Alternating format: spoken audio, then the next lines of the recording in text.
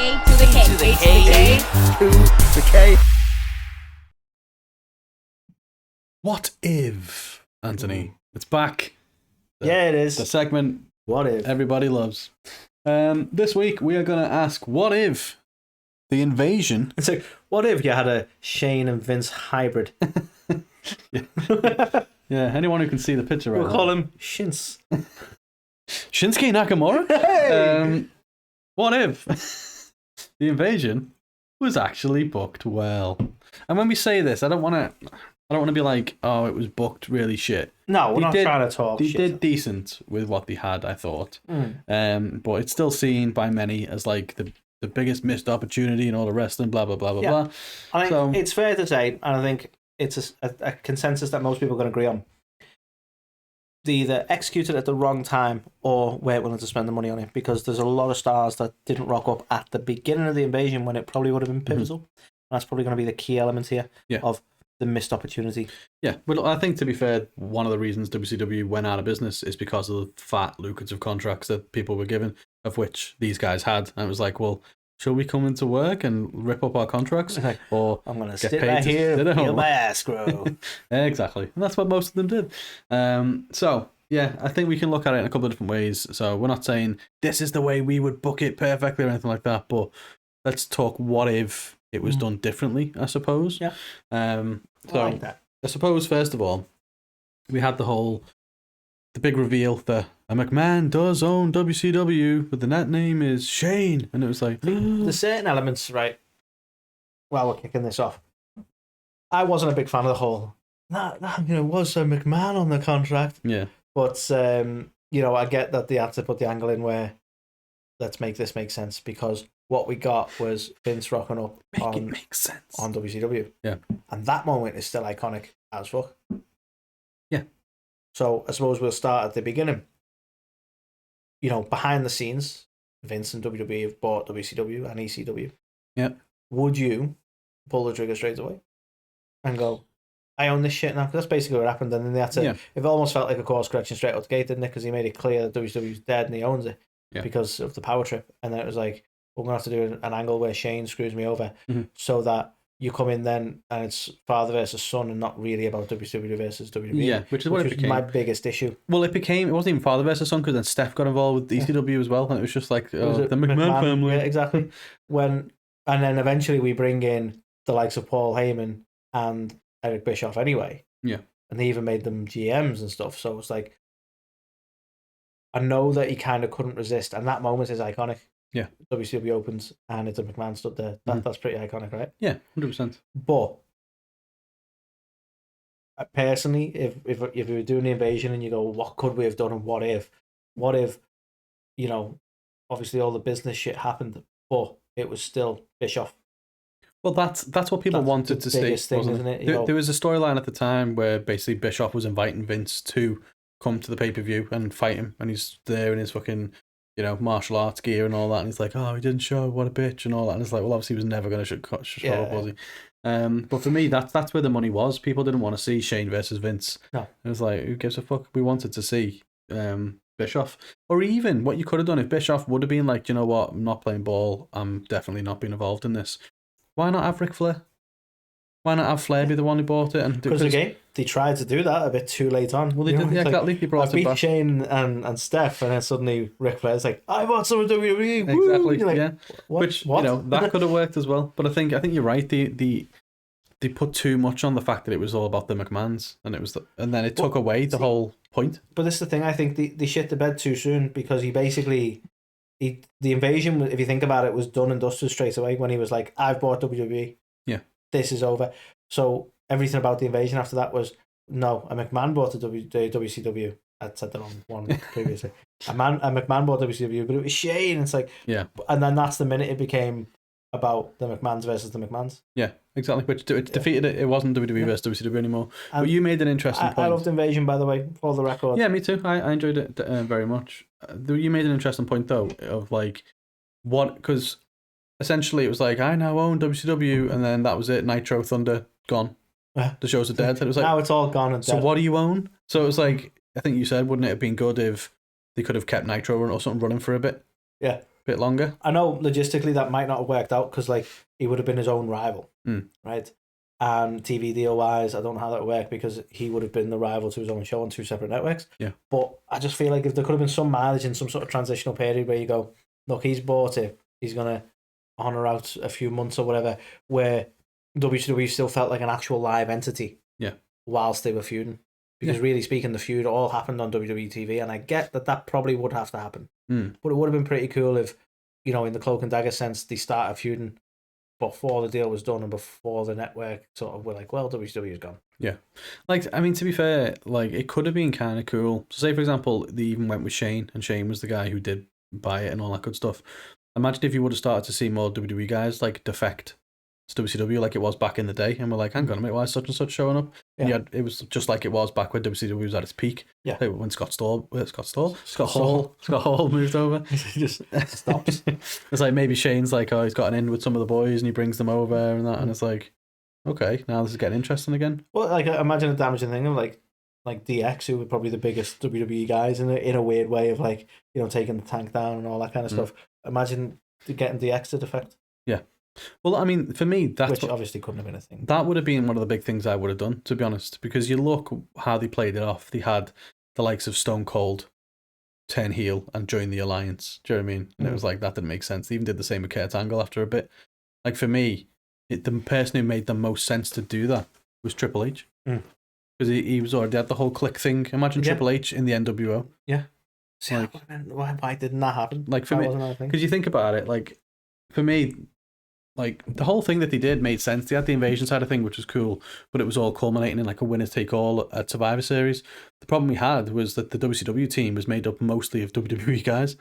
So it was like, fuck, stupid. Do you know what I mean? But we go to the biggest problem here, because he got the name and he got a few wrestlers. And this was absolute credit to Booker T, who was probably one of the most pivotal WCW guys in the invasion angle, right?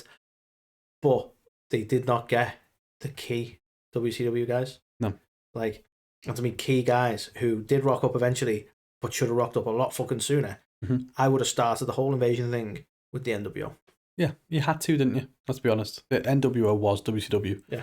Let's be fair. There was even talks when they were so big of just... But they were perfect conduit as well, because they weren't just WCW. They were WWE. Yeah. Like, that was the whole point. They came in as the outsiders. Yeah. And Hulk Hogan. And they could have gone back as the insiders. Yeah. Well, imagine that, like, they're the first ones to rock back up in WWE and start screwing with WWE as part of the invasion. You go, that makes absolute sense, because they were ex-WWE guys. They're probably still quite scorned with it all. Yeah. You know, like, that felt perfect. But instead, we got them, like, way late on. In fact, I think it was after the whole alliance and, you know, final decision and all that, wasn't it, that NWO actually rocked up? Yeah, it was literally, so they did the winner take all thing. It wasn't until the February, because it was No Way Out, that they rocked up, because NWO, No Way Out, NWO, brilliant. So they were like, that'd be the perfect time to do it. They came in, then they had the thing at Mania, and then they had the Hulk Hogan thing where he turned back, and that was it. NWO was dead. It was literally there for a month. Yeah, it was like, you know what I mean, pretty shit. But one of the big challenges that a fucking nightmare with this would have been is if you had everybody available in WCW and everyone came over, how could you have booked the massive baby faces of the likes of Goldberg and Sting and DDP? The results elements would be difficult, wouldn't it? Because the matches make themselves. Like Sting and Undertaker was something everyone always wanted, and we could have done that during this time. Yeah. How you pick a winner when they're both super popular guys in their own respective brands would be really difficult, and that was probably always going to be the difficult thing about an invasion angle, except for the way WWE did it, where they didn't bring any popular people over. that helped. Well, I mean, just on that, so that's one of the biggest missed opportunities in it. The fact we never got it, like we got it way back when, before Undertaker was even Undertaker, when he was like me, Mark Callis or whatever, right? And we had, if you've got Sting, you've got Undertaker. I don't think it would have worked necessarily as the two big baby faces. Yeah. So you would have had to, and also at this point, Taker's American Badass, and that couldn't have worked either. Yeah, you want proper Undertaker for me. match, you would have had to have like the NWO come in and take out the top dog, who was Undertaker. Maybe they take him out and bury him, get him out. You know what I mean? That's it right there. And that's the perfect way for him to then come back. Yeah. But then that you run into that issue of, well, Sting's not going to be the heel. But to be honest, I wouldn't. I know we need to get to that match eventually, but if you're doing that, Sting being one of NWO's biggest rivals, it would have made sense that Undertaker comes back and Sting helps him go up against NWO because he's still 1 man versus 3. Yeah. Yeah, to be fair, that could have worked. But yeah, for me, that's the way to do it. So you bury Taker, he then goes away for a little bit, and then comes back, he's a dead man and stuff again, and it's like, oh, we get Sting versus Undertaker. So, imagine Kane, Sting, and the Undertaker versus the NWO. Yeah. Well, exactly. Like that would have been absolute money. But like, where was Kane during this? Well, yeah, Kane was there. So Kane was part. Like, was he proper Kane or was he like half Kane or? No, he was proper Kane. Corporate Kane. He was corporate Kane. No, he was Kane. There. He was. He was there. But like, I was trying to have a think about it because it's so hard to pick. So say for example, you did have Triple H join DX. No, NWO. Then you've got Hogan, Nash, Hall, Triple H, and then like who else would you do? Would you have Sting be the heel, and then bring Undertaker back as the dead man, and then that's how it works? I mean, you could do it that way because I think everyone. Forgive me, slight lack of WCW knowledge. He did join NWO. He was Wolfpack though, wasn't he? He didn't join NWO, did he? Yeah, he was ultimately their rival for the match. Yeah, because the speculation was always he's going to. That's why he's gone all dark. But he didn't. Yeah. But it was Wolfpack he did in the end, wasn't it? Exactly, yeah. So despite having a banger of a theme music, was never the NWO really. No. Well, it became a like caricature of itself. It got so big that they were like, well, what do we do? We'll branch off ourselves. Yeah. So like you had other big guys. You had like the likes of DDP, but again, I probably wouldn't have turned him heel. No. You had Scott Steiner. Would have been another one if he was available. He was NWO when they brought him in eventually, but yeah. They could have brought him in, and then your WWE team would have been like the mainstays of WWE. You could have had your Austin without turning him in. One thing I will give the Invasion credit for was the defections over to the Alliance that made sense, like the likes of the Dudleys. Yeah. And I think Taz was one as well. Yeah. Where it's like they were ECW guys, so that made sense. Again, they were scraping the barrel, weren't they? Of like, well, how do we like? That's why they made the ECW part of it. It was like, well, we haven't really got much of the WCW guys, so we'll have to just improvise. Well, yeah. I mean, that's a question, I suppose. Had they have had the full roster? Let's say Vince goes, you know what? I'll buy the contracts. We need the proper Invasion. Do you think ECW would have even been a thing, or do you think it would have literally been WCW versus WWE? I think it should have been, to be honest. And I love ECW, and it made sense for what they had available. Do you know what I mean? It was nice to see Paul Heyman all over it as well. But it should have been WWE versus WCW. That was the rivalry. And I should have stuck to that. But like, there were so many matches we didn't get to see that we should have seen because it was all too late. Like when Austin and Rock had gone. You know what I mean? Like we did get Rock versus Goldberg eventually. Well, it's crazy though to think that like they were both around during the Invasion. Yeah. Right. Yeah. Rock was around. Yeah. Yeah, he was definitely around. Rock was around. And, Austin was around. Austin definitely was because he defected but didn't. Yeah. And like Kurt Angle and stuff as well. But like, yeah, like I mean Jericho, there wasn't many more people that was perfect for this kind of angle than Jericho because he came from WCW. You see, here's the thing. He came from WCW, but they never pulled the trigger on Jericho as a main event star. Yeah. So to me, Jericho was the perfect person to do what they did with Stone Cold. Yeah. To defect because he defects, but actually he's a secret mole, and he's going to be because that's what they did with Stone Cold. I'm not misremembering this. No, he wasn't essentially actually part of the Alliance. I think they were flying by the seat of the pants. To be fair, but Jericho joining the Alliance, but not really joining the Alliance, would have been the perfect one that made sense because WWE did him right compared to WCW from a booking standpoint. So you could understand from an audience, a storytelling point of view, why he would go back to WCW. But similarly, when the reveal comes out that I didn't really, that would also make a lot of sense. Yeah, no, he would have been much better suited because Stone Cold wasn't a WCW guy. No, and I know he was in there briefly before anyone fucking says it. Yeah, but I mean, you talk about people being better suited, like Ledge, friend of the show, DDP. They brought him in as Sarah's stalker, as you do. You know, when he was the people's champion. Like, he said himself, it should have been Rock and Dallas. 8 Diamond. Yeah. Classic story. Love that. Check out the interview with DDP if you haven't already, because he tells an absolutely awesome story. But that's what it should have been, shouldn't it? It should have been DDP, The Rock, who's the real people's champion. And don't get me wrong, I think the fans would have absolutely cheered for Rock.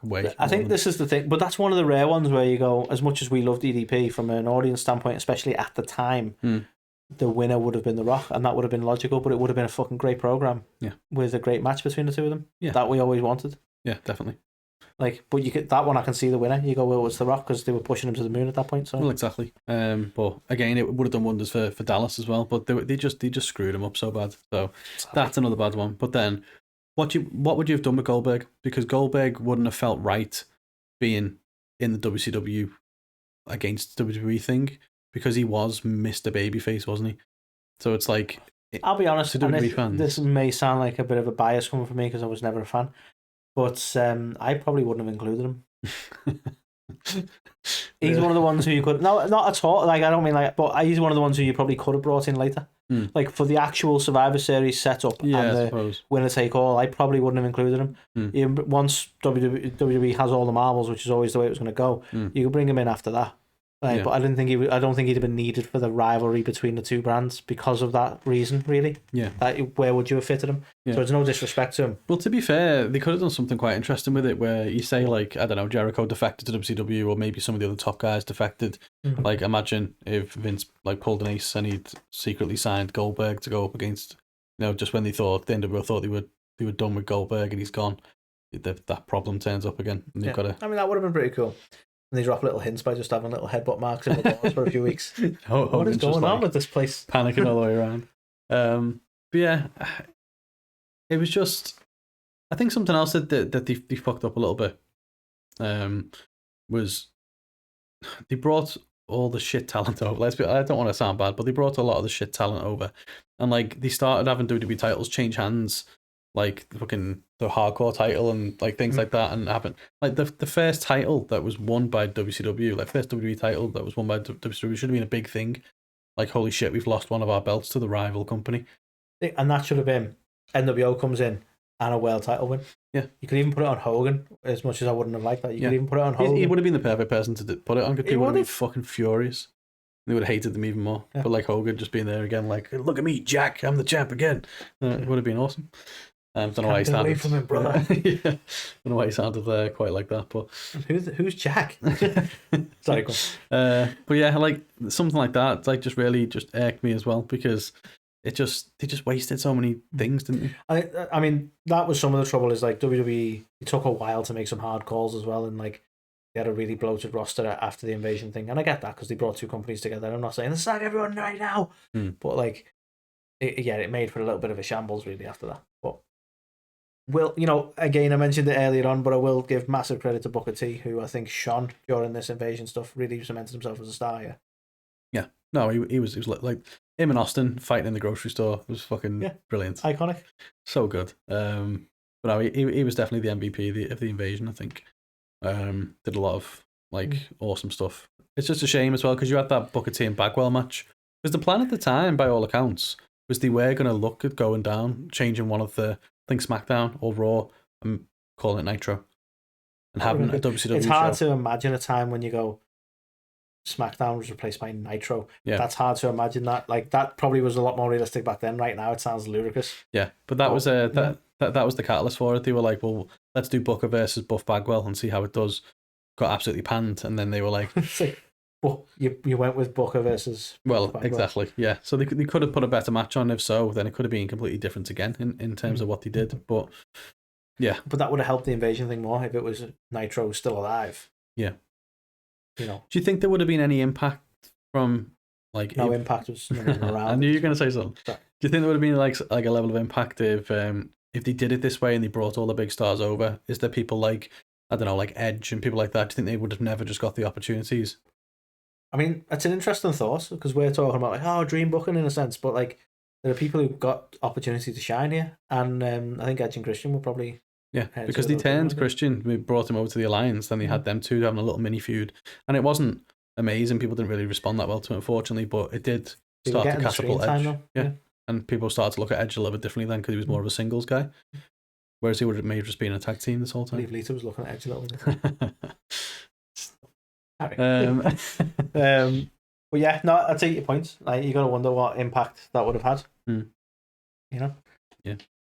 One thing that came to my mind before, and I'd be remiss if I didn't go back and moan about it. Go on. Was you were saying about Triple H would have been the perfect one to defect. and join the NWO. Mm-hmm.